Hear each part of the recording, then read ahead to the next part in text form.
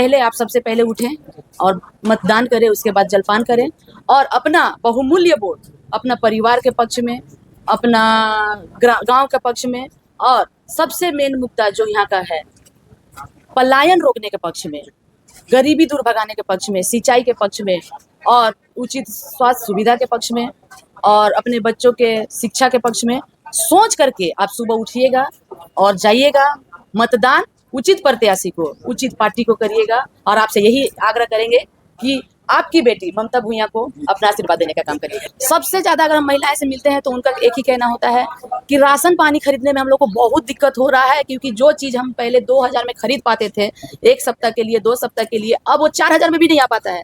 फिर बात आ जाती है गैस चूल्हे की। बोला दीदी चूल्हा तो है पर भराए कैसे? हम बोले तो वही तो अब आप लोग को सोचना है और अब आप लोग को जवाब देना है, क्योंकि अब आपके हाथ में है। नमस्कार दोस्तों, आप देख रहे हैं Santosh Mehra official YouTube channel. Palamu Lok Sabha पूरे झारखंड का अगर कोई लोकसभा क्षेत्र अगर गर्म करता है, माहौल गर्म करता है या स्वयं देश के यशस्वी प्रधानमंत्री जी को अगर हालत खराब करता है तो वह पलामू लोकसभा क्षेत्र है। क्योंकि जहां बात बेटी पढ़ाओ बेटी बचाओ की होती है, जहां बात महिला सशक्तिकरण की होता है, उसके बाद भी पलामू लोकसभा क्षेत्र में 40 वर्षों के बाद भी कोई भी महिला कैंडिडेट खड़ी नहीं हुई थी। कमला कुमारी 1984 में, उसके बाद कोई भी महिला कैंडिडेट जीत करके नहीं आई थी। माहौल ही पूरा गर्म है, क्योंकि लगातार 6 कैंपेन, तेजस्वी यादव जी का 7 कैंपेन, तेजस्वी यादव जी का, कल्पना सोरेन जी का, और उसके बाद भी ये कहावत है कि जब बिहार में विधानसभा चुनाव हुआ था तो तेजस्वी यादव जी पूरा सत्ता पक्ष केंद्र में बैठी सरकार को अपने पिच पे खेलने के मजबूर कर दिए गए थे। पीछे कारण क्या था कि जैसे ही बिहार का चुनाव स्टार्ट हुआ था, तेजस्वी यादव जी का पहला था रोजगार, स्वास्थ्य, शिक्षा। पलामू में जस्ट वही दोहराया जा रहा है, क्योंकि पलामू में कहीं पर भी चुनाव के दरमियान, चूंकि 11 को शाम को चुनाव थम चुका है, आज 12 मई है, कल मतदान है, लेकिन कहीं पर भी हिंदू मुसलमान धर्म की बात नहीं हुआ। जब भी बात हुई तो सिर्फ मुद्दों की बात हुई, और मुद्दा का मतलब क्या? स्वास्थ्य, शिक्षा और रोजगार की बात है। लेकिन अब देखना यह है, चूंकि एक तरफ है बीडी राम, दूसरी तरफ ममता भूया और तीसरी तरफ है बहुजन समाज पार्टी में कमेश्वर बैठा। वो कमेश्वर बैठा जो फिलहाल आरजेडी से टिकट नहीं मिलने के बाद वो बहुजन समाज पार्टी में शामिल हो गए हैं।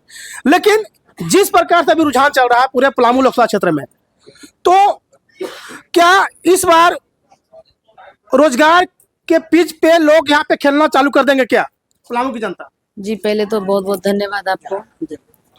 और आप देख सकते हैं कि हमारी जो पार्टी है, इंडिया महागठबंधन चुनावी दौर में जो उतरा है 2024 में, हमारा मुद्दे के बात पे हम लोग बात करते हैं, न कि जात पात और धर्म की बात पे। क्योंकि आज का डेट में अगर देखा जाए तो सबसे ज़्यादा लोग परेशान, हताश और निराश और अपने आप को ठगा हुआ महसूस कर रहे हैं, क्योंकि पिछले 10 साल उनका बर्बाद हुआ है। आप देख सकते हैं कि हमारे नौजवान बेरोजगार युवा भाई बंधु किस तरह से पढ़ लिख करके नौकरी के प्रयास में यहाँ से वहाँ चक्कर लगा रहे हैं, लेकिन उनको सिर्फ आश्वासन पे आश्वासन मिलता गया। नया फिर चुनावी दौर आता है, नया प्रलोभन मिल जाता है और लोग झांसे में आ गए। लेकिन इस बार सभी लोग मन बना चुके हैं कि अब किसी और झांसे में नहीं आना है और परिवर्तन का मांग भी उठा है। तो पलामू लोकसभा के धरती से, पलामू लोकसभा के मिट्टी से जुड़े हुए लोगों की मांग है, क्योंकि अब वो समझ चुके हैं कि जो 10 साल बर्बाद किया है, क्या गारंटी है कि अगला 5 साल हमारा सिक्योर करेगा। इसलिए सभी का मांग है, सभी का डिमांड है कि अब बहुत हुआ, अब हमें परिवर्तन चाहिए, अब हमें क्षेत्र में विकास चाहिए, रोजगार चाहिए, जल सुविधा चाहिए, पानी की सुविधा चाहिए, सिंचाई की सुविधा चाहिए, शिक्षा की सुविधा चाहिए, अच्छी स्वास्थ्य सुविधा चाहिए। अब मुद्दे की बात होगी। बात जब मुद्दे की हो, और अभी आपको जिनसे देख रहे हो कि आधी आबादी का प्रतिनिधित्व वह बहुत ज़्यादा हो रहा है चुनाव के क्षेत्र में, और इंडिया गठबंधन के द्वारा एक मैनिफेस्टो में निकलता है माँ लक्ष्मी परियोजना, जिसमें प्रत्येक महिला को सालाना 1 लाख रुपया दिया जाएगा। तो क्या इस मुद्दे पे महिलाएं ज्यादा आकर्षित हो रही हैं क्या? ये हमारा है मैनिफेस्टो में और इस पे अमल भी किया जाएगा। हमारे तेजस्वी यादव जी, माननीय तेजस्वी यादव जी जहाँ भी आ रहे हैं, और हमारे सहानी जी, मुकेश सहानी जी, कल्पना सोरेन जी, जिस भी मंच पे आए हैं वो इस चीज़ को घोषणा किए हैं।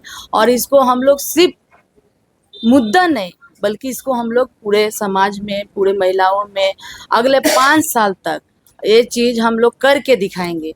और महिलाओं को ज़रूरत भी है और महिलाएं आकर्षित भी हो रही हैं, क्योंकि देखिए आप देख सकते हैं महिलाएं किस तरह से पिछले 10 साल से अपने आप को ठगा हुआ भी महसूस कर रही हैं, और महंगाई से, क्योंकि घर परिवार तो उन्हीं को चलाना पड़ता है। सबसे ज़्यादा अगर हम महिलाएं से मिलते हैं तो उनका एक ही कहना होता है कि राशन पानी खरीदने में हम लोग को बहुत दिक्कत हो रहा है, क्योंकि जो चीज़ हम पहले 2000 में खरीद पाते थे 1 सप्ताह के लिए, 2 सप्ताह के लिए, अब वो 4000 में भी नहीं आ पाता है। तो महंगाई इस तरह बढ़ा हुआ है, दीदी कुछ करिएगा। हम बोले बस आप लोग का आशीर्वाद रहा तो जरूर आगे चल करके कुछ होगा। फिर बात आ जाती है गैस चूल्हे की।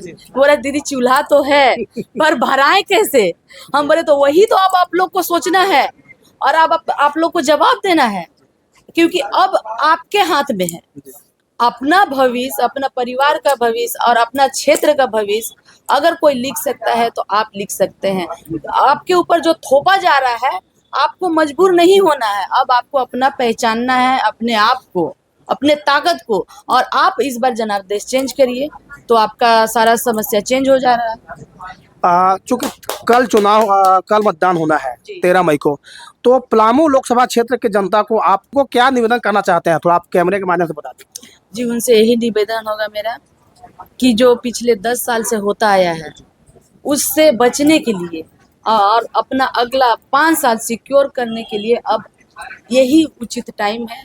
आपको उचित निर्णय लेना है और कल पहले आप सबसे पहले उठें और मतदान करें, उसके बाद जलपान करें और अपना बहुमूल्य वोट अपना परिवार के पक्ष में, अपना गांव के पक्ष में, और सबसे मेन मुद्दा जो यहाँ का है पलायन रोकने के पक्ष में, गरीबी दूर भगाने के पक्ष में, सिंचाई के पक्ष में और उचित स्वास्थ्य सुविधा के पक्ष में और अपने बच्चों के शिक्षा के पक्ष में सोच करके आप सुबह उठिएगा और जाइएगा। मतदान उचित प्रत्याशी को, उचित पार्टी को करिएगा। और आपसे यही आग्रह करेंगे कि आपकी बेटी ममता भूया को अपना आशीर्वाद देने का काम करिएगा। एक मैडम सवाल है जो कोई मीडिया नहीं उठा रहा है। सुप्रीम कोर्ट के 3 रिटायर्ड जज एक पब्लिक डिबेट की बात कर रहे हैं, जिसमें वो चाहते हैं कि प्रधानमंत्री मोदी जी और राहुल गांधी जी एक साथ बैठे, उनके साथ पब्लिक डिबेट हो।